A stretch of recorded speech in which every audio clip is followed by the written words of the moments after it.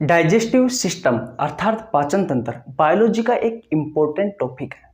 Guys यहाँ से आपकी विभिन्न प्रतियोगी परीक्षाओं में बहुत सारे क्वेश्चन पूछे जाते हैं। विशेषकर रेलवे की बात की जाए तो रेलवे की हर शिफ्ट में इस चैप्टर से क्वेश्चन पूछे जाते हैं, चाहे वो रेलवे ग्रुप डी हो, NTPC, ALP technician, RRB, JEE, RPF. Railway की कोई सी भी एग्जाम हो बहुत सारे क्वेश्चन पूछे जाते हैं। तो आज के इस वीडियो में मैंने पूरे डाइजेस्टिव सिस्टम अर्थात पाचन तंत्र को कवर किया है।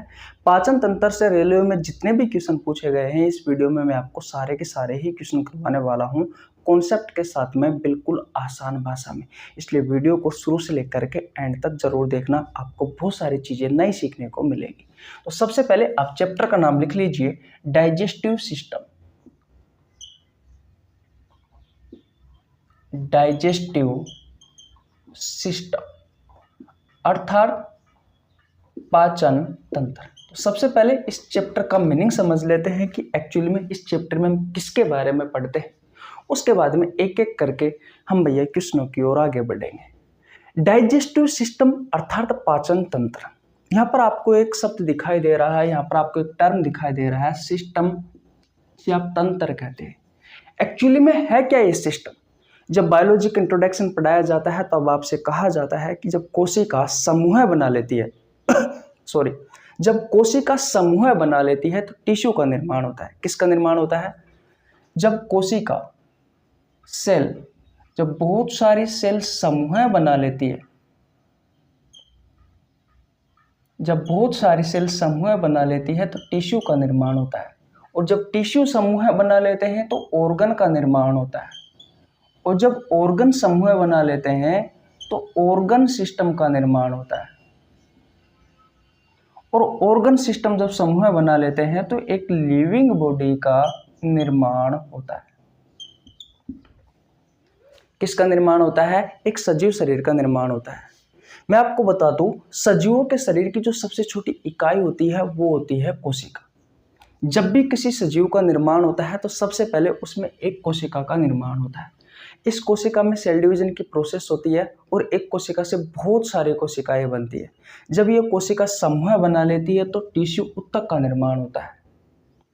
आपने पढ़ा होगा जैसे कि एपिथेलियल टिश्यू है हमारे शरीर में, है कि नहीं? कनेक्टिव टिश्यू है, मस्कुलर टिश्यू है, न्यूरल टिश्यू है, इसे तंत्रिका उत्तक भी कहा जाता है। जब टिश्यू समूह बना लेते हैं तो भाई साहब अंगों का निर्माण होता है। हमारे शरीर में बहुत सारे अंग हैं, जैसे कि लीवर है, स्टोमक है, स्मॉल इंटेस्टाइन है, लार्ज इंटेस्टाइन है, स्प्लेन है, हाथ है, पैर है, आँख है, कान है, ये सभी आपके शरीर के ऑर्गन है। जब आपके शरीर के ऑर्गन समूह बना लेते हैं तो ऑर्गन सिस्टम का निर्माण होता है। किसका निर्माण होता है? ऑर्गन सिस्टम का। अंग तंत्र का निर्माण होता है, जैसे कि कंकाल तंत्र, उत्सर्जन तंत्र, पाचन तंत्र, रेस्पिरेटरी सिस्टम यानी कि श्वसन तंत्र, प्रजनन तंत्र, ये सब क्या है? ये सब भाई ऑर्गन सिस्टम है। ये सब क्या है? ये सब ऑर्गन सिस्टम है। तो इन ऑर्गन सिस्टम का निर्माण किससे हो रहा है? जब बहुत सारे अंग समूह बना रहे हैं तब जाकर के ऑर्गन सिस्टम का निर्माण हो रहा है। वैसे ही एक ऑर्गन सिस्टम कौन सा है? आपका डाइजेस्टिव सिस्टम है। मैंने कहा ना कि सिस्टम क्या है, तो सिस्टम क्या होता है? जब बहुत सारे अंग समूह बना लेते हैं तो ऑर्गन सिस्टम का निर्माण होता है। तो भाई सिस्टम का मतलब क्या है? सिस्टम का मतलब होता है group of organs. Group of organs यानी कि अंगों का समूह क्या कहलाता है? तो भाई अंगों का समूह कहलाता है सिस्टम या फिर तंत्र। तो डाइजेस्टिव सिस्टम क्या है? तो ऐसे अंगों का समूह है जो किसमें हेल्प करता है? डाइजेस्टिव का मतलब होता है डाइजेशन, जो पाचन में हेल्प करता है। ऐसे अंगों का समूह जो पाचन में सहायक होता है, ऐसे अंगों के समूह को डाइजेस्टिव सिस्टम कहा जाता है, पाचन तंत्र कहा जाता है। सिस्टम है, तंत्र क्या है? तो सिस्टम और तंत्र का मतलब होता है ग्रुप ऑफ ऑर्गन्स। अंगों का समूह ही तंत्र कहलाता है, सिस्टम कहलाता है। तो ऐसे अंगों का समूह है जो भोजन के पाचन में सहायक होते हैं या फिर जो डाइजेशन में सहायक होता है। ऐसे अंगों के समूह को क्या कहा जाता है? डाइजेस्टिव सिस्टम कहा जाता है। डाइजेशन क्या है? भोजन के बड़े बड़े अणुओं को छोटे छोटे अणुओं में तोड़ना ही क्या कहलाता है? पाचन कहलाता है। या फिर जटिल भोज्य पदार्थों को सरल भोज्य पदार्थों में कन्वर्ट करना ही क्या कहलाता है? पाचन कहलाता है। मैं लिख देता हूँ, जटिल भोज्य पदार्थों को सरल भोज्य पदार्थों में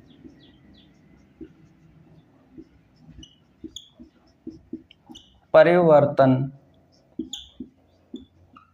करना ही क्या कहलाता है भैया? पाचन कहलाता है, डाइजेशन कहलाता है।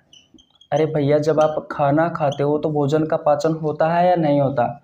वही पाचन की डेफिनेशन है। या तो आप भोजन के बड़े बड़े अणुओं को छोटे छोटे अणुओं में तोड़ना ही पाचन कहलाता है, या तो आप ये कह सकते हो या फिर जटिल भोज्य पदार्थों को सरल भोज्य पदार्थों में कन्वर्ट करना ही पाचन कहलाता है। तो आपके शरीर के कुछ ऐसे ऑर्गन है भैया जो भोजन के पाचन में सहायक होते हैं, जो जटिल भोज्य पदार्थ होते हैं उन्हें सरल भोज्य पदार्थों में कन्वर्ट कर देते हैं। ऐसे अंगों का जो समूह होता है, ऐसे अंगों के समूह को डाइजेस्टिव सिस्टम, पाचन तंत्र कहा जाता है। अब ऐसे कौन कौन से अंग हैं जो भोजन के पाचन में सहायक होते हैं या फिर डाइजेशन में सहायक होते हैं? तो भाई सबसे पहले आपका माउथ, इस माउथ में आपका खाना जाता है। जब आप खाना खाते हो तो सबसे पहले आपके मुंह में खाना जाता है। मुंह में क्या होते हैं? दांत होते हैं, जीभ होती है, सलाइवरी ग्लैंड्स होती है जो भोजन के पाचन में सहायता करती है भैया। दांत क्या करते हैं? भोजन को चबाने का काम, पीसने का काम करते हैं। सलाइवरी ग्लैंड सलाइवा का निर्माण करती है जो भोजन के साथ मिलकर के भोजन नली की सहायता से भोजन को पेट तक पहुंचाने में सहायता करती है। उस लार में एक एंजाइम भी पाया जाता है जो भोजन के पाचन में हेल्प भी करता है। इतनी बात समझ में आ गई। जीभ क्या करती है? भोजन को निगलने में भी सहायक होती है, बोलने में भी सहायक होती है। तो मुंह में हम दांतों के बारे में, सलाइवरी ग्लैंड्स के बारे में, जीभ के बारे में पढ़ते हैं। मुंह के बाद में भोजन जाता है फूड पाइप में, यानी कि भोजन नली में। भोजन नली में भोजन का किसी भी प्रकार का पाचन नहीं होता है, लेकिन इस फूड पाइप का काम होता है मुंह में जो भोजन होता है उसको आपके पेट तक पहुंचाना, यानी कि स्टोमक तक पहुंचाना, आपके पेट तक, आपके आमाशय तक पहुंचाना। पेट में प्रोटीन का पाचन होता है। आपने पाचन तंत्र वाला चैप्टर पढ़ा होगा, नहीं पढ़ा है तो आपको नीचे लिंक डिस्क्रिप्शन में मिल जाएगा, आप जाकर पढ़ सकते हैं। उसके बाद में पेट के बाद में भोजन जाता है स्मॉल इंटेस्टाइन में। स्मॉल इंटेस्टाइन में भोजन का पूर्ण रूप से पाचन हो जाता है। स्मॉल इंटेस्टाइन के भी 3 भाग होते हैं, जेजुनम, डुडेनियम, जेजुनम और इलियम। डुडेनियम वाले भाग से शरीर के 2 ऑर्गन जुड़े हुए होते हैं। एक जुड़ा होता है लीवर जो बाइल जूस का निर्माण करता है, और एक जुड़ा होता है पेंक्रिया जो पेंक्रेटिक जूस का निर्माण करता है। इस पेंक्रेटिक जूस में कुछ एंजाइम होते हैं जो भोजन के पाचन में सहायक होते हैं। छोटी आंत के बाद में, स्मॉल इंटेस्टाइन के बाद में भोजन जाता है लार्ज इंटेस्टाइन में, यानी कि बड़ी आंत में। बड़ी आंत में भोजन से पानी का एब्जॉर्प्शन होता है। किसका एब्जॉर्प्शन होता है? पानी का एब्जॉर्प्शन होता है। छोटी आंत में भोजन का पूर्ण रूप से पाचन हो जाता है। छोटी आंत में ही भोजन का, जैसे कि कार्बोहाइड्रेट है, प्रोटीन है, वसा, इनका एब्जॉर्प्शन होता है। उसके बाद में भोजन लार्ज इंटेस्टाइन में जाता है, बड़ी आंत में जाता है। बड़ी आंत में भोजन में से पानी का एब्जॉर्प्शन होता है और लास्ट एंड फाइनल एनस वाले भाग की सहायता से, इस एनस वाले भाग की सहायता से ये जो अपशिष्ट पदार्थ बचा है भोजन का, वो शरीर से बाहर निकल जाता है। तो इस पाचन तंत्र वाले चैप्टर में हम माउथ के बारे में, फूड पाइप के बारे में, स्टोमक में बारे में, स्मॉल इंटेस्टाइन के बारे में, लार्ज इंटेस्टाइन के बारे में, एनस वाले भाग के बारे में पढ़ेंगे। तो ये शरीर के कुछ ऐसे अंगों का समूह है जो भोजन के पाचन में हेल्प करता है। ऐसे अंगों के समूह को ही क्या कहा जाता है? डाइजेस्टिव सिस्टम कहा जाता है, पाचन तंत्र कहा जाता है। अब आपको बहुत अच्छे से समझ में आ गया होगा कि डाइजेस्टिव सिस्टम है क्या, पाचन तंत्र है क्या। आपने जो मुझे 9 से 10 मिनट दी है, इस 10 मिनट में आज के बाद में आप बिल्कुल भी नहीं बोलने वाले कि भैया डाइजेस्टिव सिस्टम क्या है, पाचन तंत्र क्या है। अब इस पाचन तंत्र से हमारे एग्जाम में बहुत सारे क्वेश्चन पूछे जाते हैं, रेलवे में, एसएससी में और भी अदर कॉम्पिटिटिव एग्जाम में क्वेश्चन पूछे जाते हैं। तो इस वीडियो में मैं आपको पाचन तंत्र से आपके रेलवे एग्जाम में जो जो क्वेश्चन पूछे गए हैं भैया, वो क्वेश्चन मैं आपको करवाने वाला हूं, बिल्कुल अच्छी तरीके से, अच्छे कॉन्सेप्ट के साथ में। तो चले शुरुआत करें आज की क्लास की। ओके भैया, तो स्क्रीनशॉट ले लीजिए। ये रहा आपकी स्क्रीन पर क्वेश्चन नंबर 1। ये रहा भैया आपके स्क्रीन पर क्वेश्चन नंबर 1। क्वेश्चन को ध्यानपूर्वक पढ़िए और इस क्वेश्चन का आंसर दीजिए। अच्छा क्वेश्चन है, यहाँ से आपके एग्जाम में बहुत सारे क्वेश्चन पूछे गए हैं। ये एक ऐसा कॉन्सेप्ट है, इस कॉन्सेप्ट से आपके एग्जाम में और भी क्वेश्चन पूछे गए हैं। मैं आपको यहाँ पर स्क्रीनशॉट दे दूंगा भैया, जो आपसे आपके एग्जाम में पूछा गया है। एक क्वेश्चन और है जो मेरे हाथ लगा है, उस क्वेश्चन को भी आप देख लीजिए, या देख लिया होगा आपने। अब भैया देखिए, अगर इस क्वेश्चन का अगर आपको कॉन्सेप्ट पता है तो ये तो बात तो क्लियर है कि भैया यहाँ से हमारे एग्जाम में क्वेश्चन पूछे गए और वो भी लेटेस्ट एग्जाम में। जैसे कि आप देख सकते हो कि आरआरबी एनटीपीसी में पूछा गया 18/1/2021 को। एक क्वेश्चन और है जिसका मैंने अभी स्क्रीनशॉट लगाया था, वो क्वेश्चन आपसे पूछा गया आरआरबी ग्रुप डी में 11/10/2022 को। आरआरबी ग्रुप डी में 11/10/2022 को। तो भैया ये क्वेश्चन आपसे आगे भी आने की संभावना है आपके एग्जाम में। हो सकता है ग्रुप डी में आ जाए, एनटीपीसी में आ जाए, एलपी टेक्नीशियन में आ जाए, या फिर कोई जेई में आ जाए, आरआरबी जेई में, या फिर किसी भी कॉम्पिटिटिव एग्जाम में आ सकता है। इंपॉर्टेंट है। पाचन तंत्र के चरणों का निम्नलिखित में से कौन सा क्रम सही है, ये आपको बताना है। ऑप्शन नंबर बी ए है उत्सर्जन, अंतःग्रहण, अवशोषण, पाचन। ऑप्शन नंबर बी है अवशोषण, उत्सर्जन, पाचन, अंतःग्रहण। ऑप्शन नंबर सी है अंतःग्रहण, अवशोषण, उत्सर्जन, पाचन। ऑप्शन नंबर डी है अंतःग्रहण, पाचन, अवशोषण और उत्सर्जन। जो भाई इंग्लिश मीडियम का है अभी उसको भी समझ में आ जाएगा कि एक्चुअली में मतलब क्या होता है उत्सर्जन का, अंतःग्रहण का, अवशोषण का, पाचन का। बताइए इसका राइट आंसर क्या होगा। इस क्वेश्चन का राइट आंसर होगा भैया ऑप्शन नंबर डी। अब ध्यान से समझिए, जो आपका डाइजेस्टिव सिस्टम है इसे कुछ फेजेज में बांटा गया है, कुछ चरणों में बांटा गया है। मुख्य रूप से 5 चरणों में पूर्ण होता है आपका डाइजेस्टिव सिस्टम। कितने चरणों में पूर्ण होता है? 5 चरणों में। जो पहला है इंजेशन, और इंजेशन का मतलब होता है भैया हिंदी में अंतःग्रहण। क्या होता है? अंतःग्रहण। ये पहला चरण है पाचन तंत्र का। अब ये एक्चुअली में है क्या भाई? इंजेशन, अंतःग्रहण है क्या?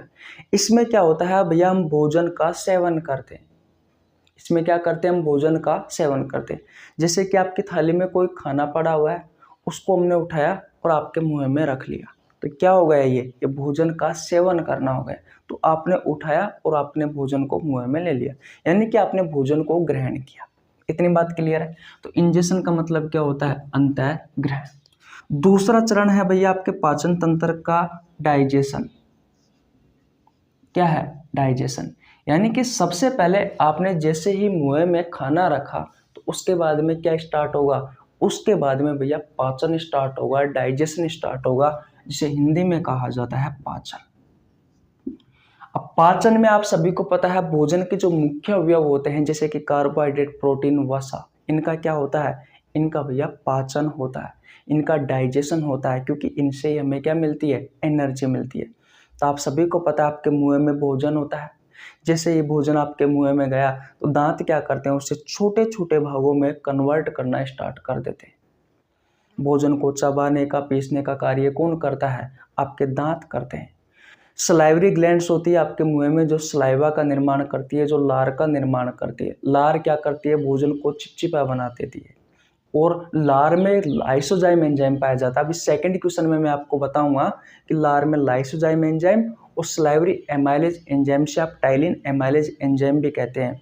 ये 2 एंजाइम पाए जाते हैं जो भैया भोजन के पाचन में सहायक होते हैं। यह एंजाइम एक कार्बोहाइड्रेट का पाचन में सहायक होता है, टाइलिन एमाइलेज एंजाइम, जिसका मैं कार्य आपको पढ़ाऊंगा। तो जैसे ही आपने भोजन को आपके मुंह में रखा उसके बाद में उसका डाइजेशन स्टार्ट हो गया। तो ये पाचन तंत्र का दूसरा चरण है। मैंने अभी पिछले 10 मिनट में मैंने आपको क्या बताया था कि डाइजेस्टिव सिस्टम का मतलब क्या है, पाचन तंत्र का मतलब क्या। हमारे शरीर में से बहुत सारे अंग हैं, उन अंगों के नाम भी मैंने आपको बताया था जो भोजन के पाचन में सहायक होते हैं। अब आपसे कह रहा है कि डाइजेस्टिव सिस्टम के जो चरण हैं वो कौन कौन से हैं। फिर एक क्रम दे दिया आपको कि पाचन तंत्र के चरणों का निम्नलिखित में से कौन सा क्रम सही है। अब आपको सही क्रम बताना है, तो मैं यहाँ पर आपको पाचन तंत्र के चरण बता रहा हूँ भैया। तो पहला हो गया इंजेशन, यानी कि आपने भोजन को ग्रहण किया, उसके बाद में भोजन का पाचन होता है। नंबर 3 पर क्या होता है? पाचन के बाद में एब्जॉर्प्शन होता है। क्या होता है? एब्जॉर्प्शन होता है। भोजन का क्या होता है? भोजन का अवशोषण होता है मेरे भाई। क्या होता है? भोजन का एब्जॉर्प्शन होता है। जैसे ही कार्बोहाइड्रेट, प्रोटीन और फैट का डाइजेशन हो जाता है, पाचन हो जाता है, उसके बाद में पचे हुए भोजन का छोटी आंत का जो इलियम वाला भाग है, डेडुनम, जजुनम और इलियम वाला भाग है, उसमें रसांकुर, विली या विलाई कहते हैं, हिंदी में अंकुर भी कहा जाता है, एक संरचना पाई जाती है अंगुली नुमा, उसमें पचे हुए भोजन का एब्जॉर्प्शन होता है। तो सबसे पहले भोजन को आपने ग्रहण किया, उसके बाद में उसका पाचन हुआ, उसके बाद में उसका एब्जॉर्प्शन हुआ, यानी कि पहला पाचन तंत्र का चरण क्या है? इंजेक्शन, फिर डाइजेशन है, फिर एब्जॉर्प्शन है।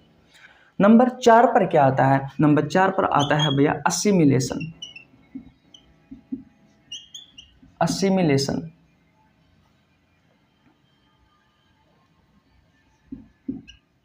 असिमिलेशन यानी कि स्वांगीकरण। अब इस स्वांगीकरण में क्या होता है भाई? एब्जॉर्प्शन में क्या हुआ? जो भोजन का पचा हुआ भोजन है, जो पचा हुआ भोजन है उसका एब्जॉर्प्शन हुआ, उसका अवशोषण हुआ छोटी आंत के इलियम वाले भाग में। अब ये जो डाइजेस्टेड फूड है भाई, पचा हुआ भोजन है, डाइजेस्टेड फूड जिसका एब्जॉर्प्शन हो चुका है, वो भैया ब्लड की सहायता से कहाँ जाएगा? वो ब्लड की सहायता से हमारी कोशिकाओं के पास जाएगा, सेल के पास जाएगा। कोशिकाओं में क्या किया जाता है भैया? इस पचे हुए भोजन का, जो पचा हुआ भोजन आपकी कोशिकाओं के पास पहुंचता है वो ग्लूकोज के रूप में पहुंचता है, C6H12O6। इस ग्लूकोज के रूप में पहुंचा। इस ग्लूकोज को ऑक्सीजन की उपस्थिति में तोड़ा जाता है मेरे भाई। इस ग्लूकोज को ऑक्सीजन की उपस्थिति में जलाया जाता है। मैंने क्या कहा कि जो पचा हुआ भोजन है वो ब्लड की सहायता से आपकी कोशिकाओं के पास पहुंचता है, शरीर की प्रत्येक कोशिका तक पहुंचता है। इन कोशिकाओं में जो भोजन, जो पचा हुआ भोजन है वो आपकी जब कोशिकाओं के पास पहुंचेगा तो वो ग्लूकोज के रूप में पहुंचता है। किस रूप में पहुंचता है भैया? ग्लूकोज के रूप में पहुंचता है। और इस ग्लूकोज का सूत्र होता है C6H12O6। इस ग्लूकोज को ऑक्सीजन की उपस्थिति में क्या किया जाता है? जलाया जाता है। इस ऑक्सीजन की उपस्थिति में इस ग्लूकोज को तोड़ा जाता है और यहाँ पर किसका निर्माण होता है? कार्बन डाइऑक्साइड बनती है, कुछ मात्रा में जल बनता है और भैया ऊर्जा बनती है। और यहाँ पर जो ऊर्जा बनी है वो ATP के रूप में बनी है। और इस ATP की फुल फॉर्म भी आपसे आपके एग्जाम में पूछी जाती है। दिखना, हाँ ATP दिख नहीं रहा आपको। कार्बन डाइऑक्साइड, जल और किसका निर्माण होता है? Carbon dioxide. और यहाँ पर मैं सेल लिख देता हूँ। हाँ, तो सेल में ये प्रोसेस हो रही है, कार्बन डाइऑक्साइड, जल और भैया ATP का निर्माण होता है। यानी कि हमारे शरीर में जो ऊर्जा बनती है वो किस रूप में बनती है? ATP के रूप में बनती है। और इस ATP की फुल फॉर्म आपसे आपके एग्जाम में पूछी जाती है। ATP की फुल फॉर्म होती है एडिनोसाइन ट्राइफॉस्फेट। तो आप ये भी लिख लीजिए, एडिनोसाइन ट्राइफॉस्फेट। ये आपके एग्जाम में पूछी जाती है ATP की फुल फॉर्म भैया। तो आपके शरीर में जो ऊर्जा बनी है वो किस रूप में बनती है? इस ATP के रूप में बनती है। इस ऊर्जा को हमारे शरीर के सेल, टिश्यू, ऑर्गन्स ग्रहण करते हैं और भैया वो अपना कार्य लगातार करते रहते हैं, जिससे हमारे शरीर में एनर्जी रहती है और हमारा शरीर भी लगातार कार्य करता रहता है। तो 4 चरण तो ये हो गए। 5वां चरण है लास्ट एंड फाइनल, एक्सीरेशन यानी कि उत्सर्जन। इसमें क्या होता है? जो भोजन का अपशिष्ट पदार्थ है, जो मल होता है, उसे शरीर से बाहर निकाल दिया जाता है। ठीक है, तो ये पाचन तंत्र के 5 चरण है भैया। पहला है इंजेशन, जिसमें आप भोजन को ग्रहण करते हैं। दूसरा होता है डाइजेशन, जिसमें भोजन का पाचन किया जाता है। तीसरा होता है एब्जॉर्प्शन, जिसमें पचे हुए भोजन का एब्जॉर्प्शन किया जाता है। चौथा होता है असिमिलेशन। असिमिलेशन में क्या होता है? जो पचा हुआ भोजन है वो ब्लड की सहायता से शरीर की कोशिकाओं के पास जाएगा। कोशिकाओं में भोजन का जो पचा हुआ भोजन है वो जब कोशिकाओं के पास पहुंचता है तो वो ग्लूकोज के रूप में पहुंचता है। इस ग्लूकोज को कोशिकाओं में ऑक्सीजन की उपस्थिति में तोड़ा जाता है। कार्बन डाइऑक्साइड, जल और ऊर्जा का निर्माण होता है। यहाँ पर जो ऊर्जा बनी है वो ATP के रूप में बनी है और इस ATP को हमारे शरीर के सेल, टिश्यू, ऑर्गन्स ग्रहण करते हैं, जिससे वो लगातार अपना कार्य करते रहते हैं। इसी के कारण हमारे शरीर में एनर्जी रहती है और हमारा शरीर कार्य करता रहता है, इसी ऊर्जा के कारण। और फिर भैया पचा हुआ जो पदार्थ है, बचा हुआ जो भाग है आपके भोजन का, वो मल होता है भैया। उस मल को आपके शरीर से बाहर निकाल दिया जाता है एनस वाले भाग की सहायता से। एनस वाले भाग की सहायता से। तो जब मैंने आपको बताया था कि पाचन तंत्र में हम कौन कौन से अंगों के बारे में पढ़ते हैं, तो मैंने सबसे पहले मुंह बताया था, उसके बाद में भोजन नली, उसके बाद में पेट, उसके बाद में छोटी आंत, उसके बाद में बड़ी आंत, लास्ट एंड फाइनल एनस वाला भाग। तो एक एक करके हमने भैया ये जितने भी 5 चरण पढ़े हैं, ये सभी 5 चरण भैया उन ऑर्गनों में सहायक होते हैं। आई बात समझ में आपको? तो ये पाचन तंत्र के 5 चरण हैं भैया। अब 5 चरणों के हिसाब से आप इस क्वेश्चन का आंसर दे सकते हैं, क्योंकि यहाँ से भी आपके एग्जाम में क्वेश्चन पूछे गए, एनटीपीसी में पूछा गया है, ग्रुप डी में क्वेश्चन पूछा गया, अभी मैंने आपको बताया। अब कह रहा है कि पाचन तंत्र के चरणों का निम्नलिखित में से कौन सा क्रम सही है? क्या सबसे पहले उत्सर्जन होता है क्या? नहीं भैया, ये तो नंबर 5 पर है, तो ये तो ऐसे ही गलत हो जाएगा। क्या सबसे पहले एब्जॉर्प्शन होता है क्या? नहीं भैया, ये तो नंबर 3 पर है, ये तो ऐसे ही गलत हो जाएगा। क्या सबसे पहले अंतर्ग्रहण होता है क्या? बिल्कुल होता है। फिर अंतर्ग्रहण के जस्ट बाद में एब्जॉर्प्शन होता है क्या? नहीं होता भैया, अंतर्ग्रहण के बाद में जस्ट बाद में पाचन होता है, तो ये भी गलत हो जाएगा। चौथा ऑप्शन सही है, पहले अंतर्ग्रहण होता है, फिर पाचन होता है, फिर एब्जॉर्प्शन होता है, फिर उत्सर्जन होता है। हाँ, मानता हूँ यहाँ पर असिमिलेशन को नहीं दर्शाया गया है, लेकिन हमें तो क्रमवार देखना है। 4 ऑप्शन दिए गए हैं, 4 के हिसाब से आपका ये राइट आंसर होगा ऑप्शन नंबर डी। इसलिए भैया प्रत्येक क्वेश्चन को ध्यान से पढ़ना है, अच्छे से पढ़ना है। चाहे क्वेश्चन कम कर लो, कोई दिक्कत नहीं है, लेकिन जो क्वेश्चन करते हो उसका कॉन्सेप्ट आपको क्लियर होना जरूरी है।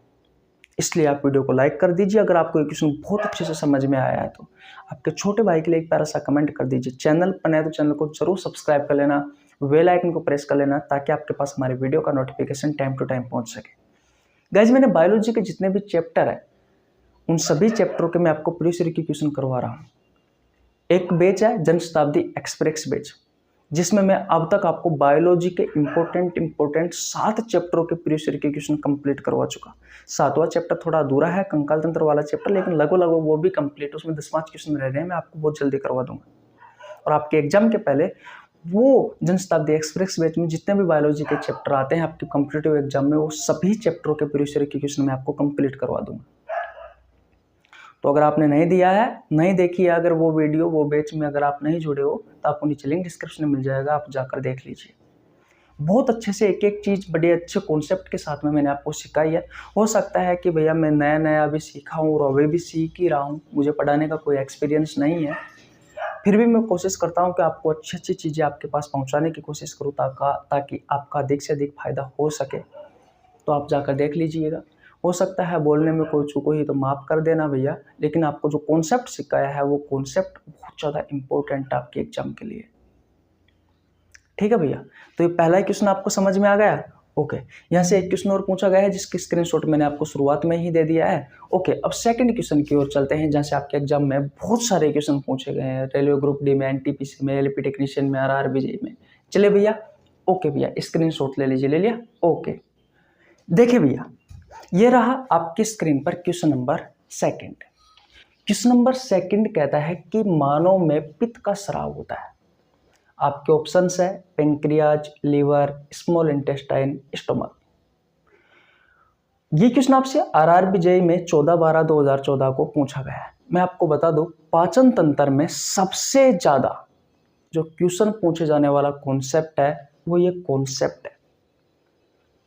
इस क्वेश्चन में मैं आपको जो कॉन्सेप्ट सिखाने वाला हूं, जो जानकारी देने वाला हूं, हो सके भैया तो याद कर लेना, क्योंकि बहुत ज़्यादा इम्पोर्टेंट है, बहुत ज़्यादा इम्पोर्टेंट है। ना जाने कितने क्वेश्चन आपसे यहाँ से पूछे गए। तो आप देख लीजिए भैया, स्क्रीन पर आपको क्वेश्चन दिखाई दे रहे होंगे कि यहाँ से कितने सारे क्वेश्चन पूछे गए। एक एक क्वेश्चन अलग अलग एग्जाम में, RRB group D, NTPC, ALP technician, RRB JEE, बहुत सारे क्वेश्चन पूछे गए हैं यहाँ से बाइल जूस से। आइए फिर बाइल जूस का पोस्टमार्टम करते हैं भैया। चलो भैया, बताइए इस क्वेश्चन का राइट आंसर क्या होगा। तो पहले मैं आपको बता दूं, इस क्वेश्चन का राइट आंसर होगा ऑप्शन नंबर बी, लीवर।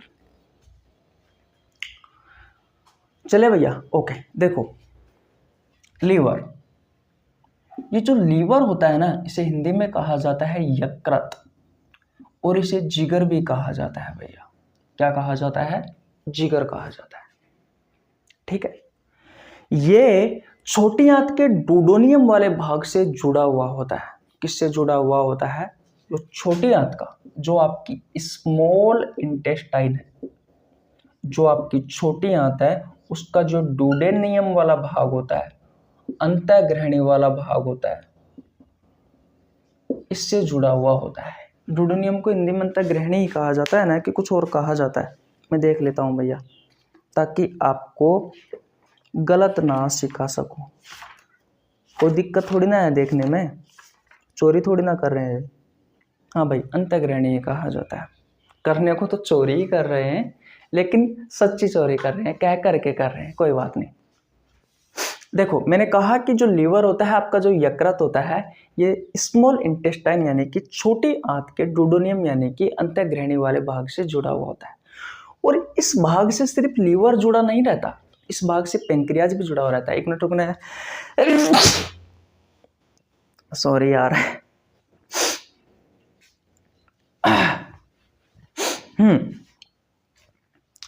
इस डुओडेनियम वाले भाग से शरीर के दो ऑर्गन जुड़े हुए होते हैं। एक जुड़ा हुआ होता है एक लीवर, और दूसरा जुड़ा हुआ होता है पेंक्रियाज।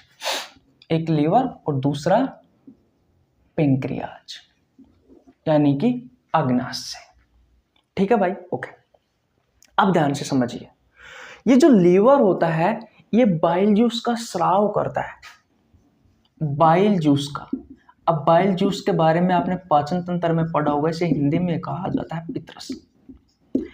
इस बाइल जूस से बहुत सारे क्वेश्चन पूछे जाते हैं। राजस्थान पुलिस में भी क्वेश्चन पूछा गया है, लेब असिस्टेंट में भी क्वेश्चन पूछा गया है, पटवारी के एग्जाम में भी क्वेश्चन पूछा गया है, रेलवे में तो क्वेश्चन पूछा गया है। रेलवे में तो बहुत सारे क्वेश्चन पूछे गए हैं, जैसे कि आपने शुरुआत में जब मैंने स्क्रीनशॉट लगाया था तब आपने देखा था, बहुत सारे क्वेश्चन पूछे गए। इसके अलावा एसएससी में और भी बहुत सारे अदर कॉम्पिटिटिव एग्जाम में बहुत सारे क्वेश्चन पूछे गए। तो ये जो लीवर होता है ये स्राव करता है भैया, ये निर्माण करता है किसका? इस बाइल जूस का, इस पित्रस का। अब इस बाइल जूस से हमारे एग्जाम में बहुत सारे क्वेश्चन आते हैं। सबसे पहला जो क्वेश्चन पूछा जाता है वो यही पूछा जाता है कि बाइल जूस का निर्माण कहाँ होता है। तो बाइल जूस का निर्माण कहाँ हुआ भैया? लीवर में, क्योंकि लीवर ने स्राव किया था भैया, निर्माण किया था किसका? बाइल जूस का। अगला क्वेश्चन पूछा जाता है कि भाई जो बाइल जूस है ये जमा कहाँ होता है? ये जमा कहाँ होता है? ये स्टोर कहाँ होता है भैया? ये स्टोर होता है आपके गोल ब्लेडर में, गोल ब्लेडर में। अब देखिए होता क्या है, इसे हिंदी में कहा जाता है पित्त की थैली, पित्त की थैली या फिर पित्ताशय कहा जाता है। अग्नाशय अलग होता है, पित्ताशय अलग होता है भैया। तो इसी गोल ब्लेडर में, इसी पित्ताशय में आपका ये बाइल जूस स्टोर होता है। मैं आपको बता दूं, इस लीवर में 24 घंटे भैया इस बाइल जूस का निर्माण हो रहा रहता है। लगभग एक दिन में 700 से 800 ml बाइल जूस का निर्माण होता है। अब भैया इतना बाइल जूस तो हमारे काम नहीं आता है। काम क्या करता है वो भी मैं आपको बताने वाला हूँ। तो लीवर तो इसको बनाता रहता है, लगातार 24 घंटे बनता रहता है ये हमारे शरीर में। एक दिन में लगभग 700 से 800 ml बाइल जूस का निर्माण हमारे शरीर में होता है। इसलिए भैया ये कहाँ जाकर के स्टोर होता है? ये गोल ब्लेडर में जाकर के स्टोर होता है, पित्त की थैली में या पित्ताशय में जाकर के स्टोर होता है। राजस्थान पुलिस में आपसे क्वेश्चन पूछा गया था कि भैया बाइल जूस यानी कि हिंदी में पूछा गया था कि जो पित्रस है, इस पित्रस का निर्माण कहाँ होता है? तो ऑप्शन में भैया ये गोल ब्लेडर भी था, ये पित्ताशय भी था। अब बहुत सारे स्टूडेंट ने क्या समझा, पित्रस है तो भैया पित्ताशय करके आ जाए, लेकिन यहाँ पर पित्ताशय राइट आंसर नहीं था, यहाँ पर राइट आंसर था लीवर। इस वजह से बहुत सारे स्टूडेंटों का यहाँ पर क्वेश्चन गलत भी हुआ था आपसे, इसलिए ध्यान से समझना है, कंफ्यूज नहीं होना है। पित्रस बाइल जूस का निर्माण लीवर कर रहा है, लेकिन ये जमा कहाँ हो रहा है? पित्त की थैली में, पित्ताशय में, गोल ब्लेडर में जाकर के जमा हो रहा है। क्यों हो रहा है? क्योंकि भैया 24 घंटे इसका निर्माण होता रहता है आपके लीवर में। एक दिन में लगभग 700 से 800 ml बाइल जूस का निर्माण होता है। इतनी बात क्लियर है? ओके भैया, इसके अलावा इसका रंग कैसा होता है? तो इसका रंग होता है भैया हरा।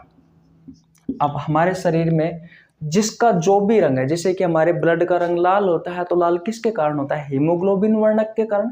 वैसे ही आपके लीवर ने जो बाइल जूस का निर्माण किया है, इसका रंग हरा है, तो किसी न किसी पिगमेंट के कारण हो रहा होगा, किसी न किसी वर्णक के कारण हो रहा होगा उसका रंग हरा। तो बिलीवर्डिन एक पिगमेंट है, इस पिगमेंट के कारण भैया इसका रंग कैसा होता है? इसका रंग हरा होता है। तो अगर आपसे क्वेश्चन पूछे कि बाइल जूस का जो रंग है वो हरा किस वर्णक के कारण होता है, तो बिलीवर्डिन वर्णक के कारण होता है। इतनी बात क्लियर है? अगर आपसे इसके पीएच के बारे में पूछा जाए कि भैया इसका पीएच मान कितना है, तो 7.5 से लेकर के 8.5 इसका पीएच मान होता है। इस बाइल जूस का पीएच मान कितना होता है, 7.5 से लेकर के 8.5 होता है। अब ये तो आप सभी को पता है, पीएच स्केल में आप देखना चाहते हो कि प्रकृति कैसी होती है। 7 से 1 की तरफ जाने पर भैया अम्लीयता बढ़ती है और 7 से 14 की तरफ जाने पर क्षारीयता बढ़ती है, इतना पता है। तो 1 से लेकर के 6.9 तक के मान अम्ल होंगे और 7 से 14 तक के मान, 7.1 से लेकर के 14 तक के मान क्षारीय होंगे। तो 7.5 से लेकर के 8.5 है, तो उसका मतलब क्या है, तो इसकी प्रकृति होगी भैया दुर्बल क्षारीय। अब दुर्बल क्यों होगी, क्योंकि 7 से 14 की तरफ जाने पर क्षारीयता बढ़ रही है, तो 14 के आसपास के मान प्रबल क्षारीय होंगे, 7 के आसपास के मान जैसे कि 7.5 है, 8.5 है, 8 है, 9 है, 10 है, ये सब दुर्बल क्षारीय होंगे भैया। तो इसका जो पीएच मान है वो कितना होगा, 7.5 से लेकर के 8.5 होगा भैया। तो किसी को कोई प्रॉब्लम यहाँ तक बिल्कुल नहीं होनी चाहिए। तो मैंने आपको बहुत सारी चीज़ें बताई है अब तक कि बाइल जूस का निर्माण कहाँ हो रहा है, तो लीवर में हो रहा है। ये बाइल जूस स्टोर कहाँ जा कर के हो रहा है, तो गोल ब्लैडर में, पित्ताशय में, पित्त की थैली में जाकर के स्टोर हो रहा है। उसके अलावा मैंने आपको बताया कि 24 घंटे इसका निर्माण हो रहा होता है हमारे शरीर में। एक दिन में लगभग 700 से 800 ml बाइल जूस का निर्माण होता है। इसका रंग हरा होता है। किस वर्णक के कारण होता है, तो बिलीवर्डिन वर्णक के कारण होता है। इसका पीएच मान 7.5 से लेकर के 8.5 होता है। इसकी प्रकृति दुर्बल क्षारीय होती है।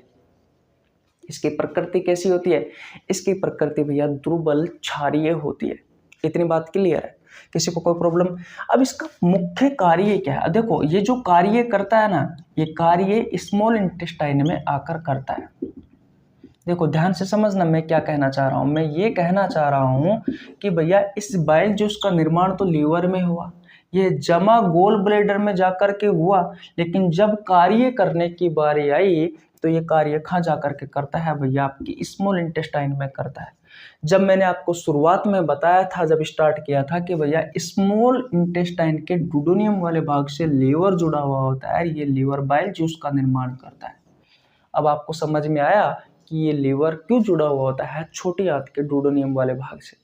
इसलिए जुड़ा रहता है क्योंकि ये बाइल जूस जो कार्य करता है ये छोटी आंत में आकर ही करता है भैया।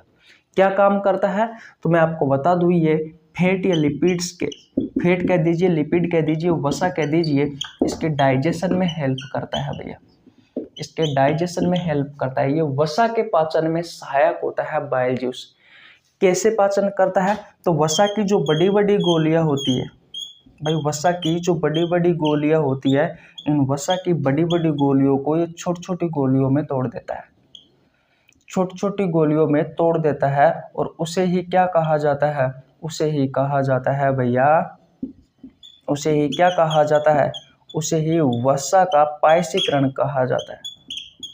उसे ही वसा का पायसीकरण कहा जाता है, एमल्सिफिकेशन ऑफ फैट या लिपिड्स। तो ये सारे कार्य बाइल जूस के हैं। अब यहाँ से अलग अलग तरीके से आपके एग्जाम में बहुत सारे क्वेश्चन पूछे जाते हैं, जिनका स्क्रीनशॉट मैंने आपको शुरुआत में दिखा दिया है। एक एक क्वेश्चन को ध्यान से देखना, जो मैंने आपको स्क्रीनशॉट दिखाए हैं उनका, आपको बहुत अच्छे से समझ में आ जाएगा कि भैया हमारे एग्जाम में किस तरीके से कौन कौन से क्वेश्चन पूछे गए। मैं आपको क्वेश्चन कम करवाने वाला हूं बेशक, लेकिन उसके अंदर की जो जानकारी है, जो कॉन्सेप्ट में जो सिखा रहा हूं, ये भैया ये 10 क्वेश्चन भी करवाऊंगा, 5 क्वेश्चन भी करवाऊंगा, ये 50 क्वेश्चन के बराबर होने वाले हैं। प्रत्येक क्वेश्चन में मैं आपको बहुत सारे क्वेश्चन की जानकारी देकर जा रहा हूं, जैसा कि आपने शुरुआत में देखा। अब बताइए, मानव में पित्त का स्राव होता है, कहाँ होता है भैया, पित्रस का स्राव लीवर से होता है भाई, आपके यकृत से होता है, जिगर से होता है। कब क्वेश्चन पूछा गया था, तो आरआरबी जेईई में 14/12/2014 का। बहुत सारों का डाउट होगा कि भैया ये तो आरआरबी जेईई में 2014 को पूछा गया क्वेश्चन है। नहीं भैया, ये मैंने जानबूझकर ही पिछला क्वेश्चन उठाया, क्योंकि छोटा है, लिखने में आसानी रहेगी, आपको समझाने में आसानी रहेगी, इस वजह से। लेटेस्ट जो क्वेश्चन आया उसके स्क्रीनशॉट मैंने आपको लगा दिए हैं, जा करके देखिए कौन कौन से एग्जाम में, अभी लेटेस्ट एग्जाम जो हुई है ग्रुप डी की, एनटीपीसी की, उन सभी एग्जामों में यहाँ से क्वेश्चन पूछे गए हैं और बहुत अच्छे लेवल के क्वेश्चन पूछे गए हैं, बहुत अच्छी लैंग्वेज में क्वेश्चन पूछे गए हैं। लैंग्वेज का तात्पर्य पता है क्या होता है, यानी कि अच्छे शब्द लिखे गए हैं, इस क्वेश्चन को पूछने का जो तरीका है वो बहुत अच्छा है, मेरा तात्पर्य यहाँ से है। ओके, तो अब स्क्रीनशॉट ले लीजिए भैया। अब हम बात करते हैं क्वेश्चन नंबर 3 की। चले क्वेश्चन नंबर 3 पर। ओके भैया, देखिए भैया, ये रहा आपकी स्क्रीन पर क्वेश्चन नंबर 3। देख सकते हो, क्वेश्चन नंबर 3 कहता है कि लार एमाइलेज किसके पाचन में मदद करता है। आपके ऑप्शंस है, option number A cellulose, option number B है लिपिड, ऑप्शन नंबर सी है प्रोटीन, ऑप्शन नंबर डी है स्टार्च। ये क्वेश्चन आपसे आरआरबी ग्रुप डी में पूछा गया है 15/9/2022 को। कब पूछा गया है भैया? 15/9/2022 को ये क्वेश्चन आपसे पूछा गया है। और इस क्वेश्चन से संबंधित बहुत सारे क्वेश्चन, सबसे ज्यादा जो क्वेश्चन पूछे गए हैं वो भैया सलाइवरी ग्लैंड से पूछे गए, क्योंकि जो सलाइवरी ग्लैंड्स होती है वो सलाइवा का निर्माण करती है। सलाइवा में कुछ एंजाइम पाए जाते हैं जो भोजन के पाचन में सहायक होते हैं। स्क्रीनशॉट में आपको स्क्रीन पर लगा दूंगा, आप देख लीजिए भैया, बहुत सारे क्वेश्चन पूछे गए। चलिए फिर, स्क्रीनशॉट आपने देख लिए। ओके, अब आज की क्लास की शुरुआत करते हैं। आज की क्लास के क्या ये क्वेश्चन करवाते हैं यार। इस क्वेश्चन का राइट आंसर क्या होगा? इस क्वेश्चन का राइट आंसर होगा भैया ऑप्शन नंबर डी। कब पूछा गया? आरआरबी ग्रुप डी में पूछा गया 15/9/2022 को। भी लेटेस्ट क्वेश्चन आप देख सकते हो। अब इससे संबंधित जो कॉन्सेप्ट है वो करते हैं। देखिए, आपके माउथ में, या तो माउथ कह दीजिए या फिर ओरल कैविटी कह दीजिए या फिर बक्कल कैविटी कह दीजिए, ये सब एक ही है। आपके मुंह में ओरल कैविटी या बक्कल कैविटी का मतलब होता है आपके मुंह में जो खाली जगह है, जो गुहा होती है, खाली जगह होती है, उसे ही ओरल कैविटी, बक्कल कैविटी या फिर माउथ कैविटी कहा जाता है, या फिर मुंह कहा जाता है। तो आपके मुंह में क्या होती है भैया? सलाइवरी ग्लैंड्स होती है। क्या होती है? सलाइवरी ग्लैंड्स होती है, यानी कि लारीय ग्रंथि होती है। और ये लारीय जो ग्रंथि है ये सलाइवा का निर्माण करती है, यानी कि भैया लार का निर्माण करती है। और इस लार में एंजाइम होते हैं।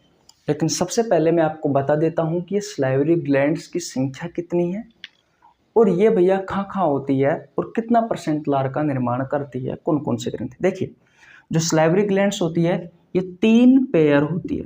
पेयर का मतलब होता है जोड़ा, 3 जोड़ी होती है, अर्थात संख्या में कितनी होगी? ये 6 होगी। मैं आपको 3 लिखवाने वाला हूं, जो प्रत्येक एक एक जोड़ी होगी, यानी कि संख्या में 2-2 होगी। पहला होता है पेरोटिड सलाइवरी ग्लैंड्स। ये आपके कान के पास होती है, ये लारीय ग्रंथि। पेरोटिड सलाइवरी ग्लैंड्स कहाँ होती है? कान के पास होती है। और ये सबसे बड़ी लारीय ग्रंथि है, ये सबसे बड़ी लारीय ग्रंथि है। दूसरी होती है सबलिंगुअल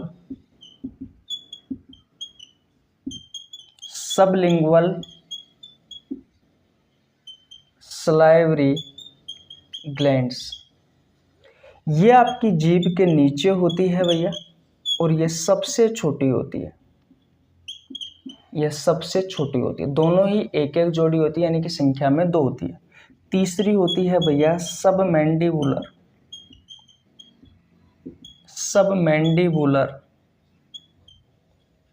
सलाइवरी ग्लैंड्स। सबमैंडिबुलर जो सलाइवरी ग्लैंड्स है ये आपके जबड़े के नीचे होती है, निचले जबड़े के नीचे। और सबसे ज़्यादा जो लार बनाने वाली सलाइवरी ग्लैंड्स है वो यही है। ये अकेली 70 से 75% लार का निर्माण करती है। तो सर्वाधिक लार का निर्माण करने वाली, सर्वाधिक सलाइवा का निर्माण करने वाली सलाइवरी ग्लैंड्स कौन सी? अगर आपसे आपके एग्जाम में पूछे तो क्या बताओगे? सबमैंडिबुलर सलाइवरी ग्लैंड्स है। सबसे बड़ी कौन सी है? पेरोटिड सलाइवरी ग्लैंड्स है। सबसे छोटी कौन सी है? सबलिंगुअल सलाइवरी ग्लैंड्स है भैया। इतनी कहानी समझ में आ गई। ये दोनों अकेली भैया 20 से 25% सलाइवा का निर्माण करती है। तो सबसे ज़्यादा लार बनाने वाली ग्रंथि कौन सी है? सबमैंडिबुलर सलाइवरी ग्लैंड्स है। अब ये तीनों के तीनों जो सलाइवरी ग्लैंड्स होती है ये सलाइवा का निर्माण करती है भैया। किसका निर्माण करती है? सलाइवा का निर्माण करती है, लार का निर्माण करती है। और इस लार में क्या पाए जाते हैं? इस सलाइवा में पाए जाते हैं भैया एंजाइम। इस लार में क्या पाए जाते हैं भैया? एंजाइम पाए जाते हैं। अब कौन कौन से एंजाइम होते हैं? तो दो एंजाइम होते हैं, एक होता है लाइसोजाइम एंजाइम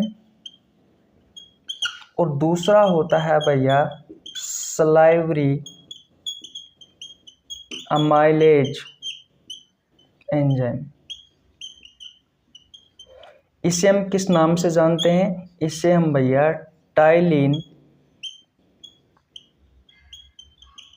अमाइलेज एंजाइम के नाम से भी जानते हैं भैया। किस नाम से जानते हैं भैया? टाइलिन एमाइलेज एंजाइम के नाम से भी जानते हैं। तो लार में दो एंजाइम होते हैं, एक होता है लाइसोजाइम एंजाइम और दूसरा होता है सलाइवरी एमाइलेज एंजाइम। आपको कमेंट बॉक्स में बताना है कि हमारी जो लार होती है उसका पीएच मान कितना होता है और लार में क्या क्या होता है। भाई आप कुछ पढ़ रहे हो तो आपको भी तो पता होना ज़रूरी है कि लार में क्या क्या होता है, क्या क्या नहीं होता। लार से बहुत सारे क्वेश्चन आपके एग्जाम में पूछे जाते हैं। ये जो लाइसोजाइम एंजाइम होता है, ये लाइसोजाइम एंजाइम अगर भोजन के साथ में कोई छोटा मोटा बैक्टीरिया आ गया है, कीटाणु आ गया है, तो ये उसे नष्ट करने में सहायक होता है। कौन? ये लाइसोजाइम एंजाइम। अगर भोजन के साथ में अगर कोई बैक्टीरिया आ गया है तो ये उसे नष्ट करने में सहायता करता है भैया।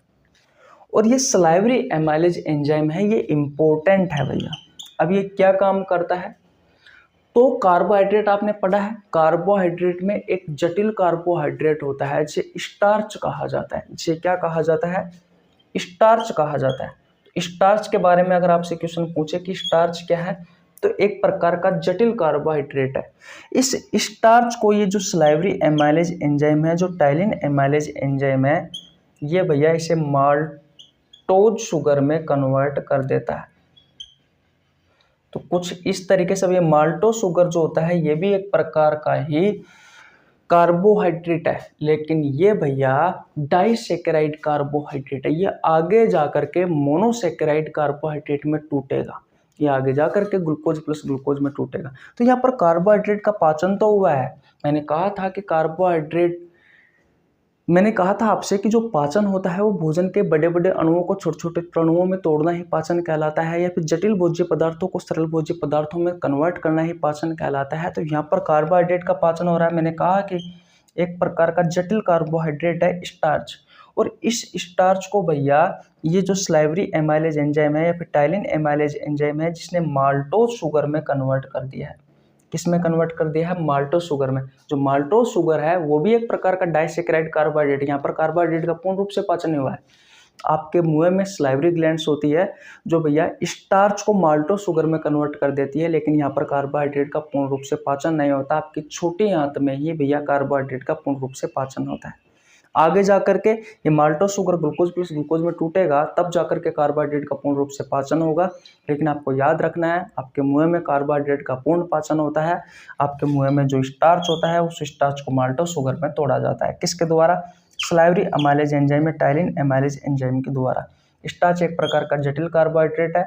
माल्टोज शुगर जो है वो एक प्रकार का डाइसेकेराइड कार्बोहाइड्रेट है। इस स्टार्च को माल्टोज शुगर में तोड़ने का काम सलाइवरी एमाइलेज एंजाइम करता है या फिर टाइलिन एमाइलेज एंजाइम करता है। तो आपसे क्वेश्चन पूछा गया है कि लार में पाए जाने वाला जो एमाइलेज एंजाइम है या फिर सलाइवरी एमाइलेज एंजाइम है, सलाइवरी एमाइलेज है या फिर टाइलिन एमाइलेज एंजाइम है, वो किसके पाचन में मदद करता है? तो ये भैया स्टार्च के पाचन में मदद करता है, जो कि एक प्रकार का कार्बोहाइड्रेट है। ठीक है, तो यहाँ से मैंने आपको जितनी भी चीज़ें बताई है उनको अच्छे से नोट कर लेना, क्योंकि यहाँ से आपके एग्जाम में अलग अलग तरीके से बहुत सारी चीज़ें पूछी गई है, बहुत सारे क्वेश्चन पूछे गए हैं भैया। इतनी बात क्लियर है? ओके, तो अब स्क्रीनशॉट ले लीजिए। नेक्स्ट क्वेश्चन की ओर चलते हैं। बैटरी और डिस्चार्ज हो गई यार कैमरे की। ठीक है भाई, स्क्रीनशॉट ले लीजिए। क्वेश्चन नंबर 4 की ओर चले। ओके, देखिए भैया, मैं आपके लिए क्वेश्चन तो बहुत सारे लेके आया था, पर करो क्या, कैमरा डिस्चार्ज हो गया। इस वजह से आज की क्लास यहीं समाप्त करता हूँ। लेकिन मेरा विचार था कि आपको कम से कम 1.5 से 2 घंटा पढ़ाऊँ। हम 3 ही क्वेश्चन कर पाए। 3 क्वेश्चन में भी हमने बहुत सारी जानकारी पढ़ी। इसका सेकंड पार्ट और लेके आएंगे और सेकंड पार्ट में आपको और बाकी के बचे हुए क्वेश्चन आपको बहुत अच्छे से करवाएंगे। लेकिन फिर भी मैं कहता हूं कि अगर आपने पाचन तंत्र वाला चैप्टर नहीं पढ़ा है तो आपको नीचे लिंक डिस्क्रिप्शन में मिल जाएगा, आप जाकर चेकआउट कर सकते हैं। और पाचन तंत्र से रेलवे में जितने भी क्वेश्चन पूछे गए हैं वो मैंने जनशताब्दी एक्सप्रेस बैच वाले चैप्टर में, जनशताब्दी एक्सप्रेस बैच में मैंने जो आपको डाइजेस्टिव सिस्टम पढ़ाया उसमें मैंने आपको बायोलॉजी के प्रत्येक चैप्टर है उनके सभी के प्रीवियस ईयर के क्वेश्चन करवाए हैं। उनमें से पाचन तंत्र भी एक चैप्टर है जिसका मैं आपको प्रीवियस ईयर के क्वेश्चन कंप्लीट करवा चुका। तो भैया आप वहां पर जाकर देख लीजिए, जितने भी क्वेश्चन करवा रहा हूं मैं आपको ऑलरेडी वहां पे करवा चुका। तो मेरे हिसाब से तो आपको बेहतर रहेगा कि आप जनशताब्दी एक्सप्रेस बैच में जाइए और पाचन तंत्र वाले चैप्टर के प्रीवियस ईयर के क्वेश्चन देख लीजिए, आपका सारा एज इंटर समाप्त हो जाएगा। और फिर भी अगर आप चाहते हो कि मैं सेकंड पार्ट लेके आऊँ तो भैया कमेंट बॉक्स में जरूर बताएं। तो आज यहीं तक रखते हैं, मिलते हैं नेक्स्ट वीडियो में, तब तक के लिए बाय बाय।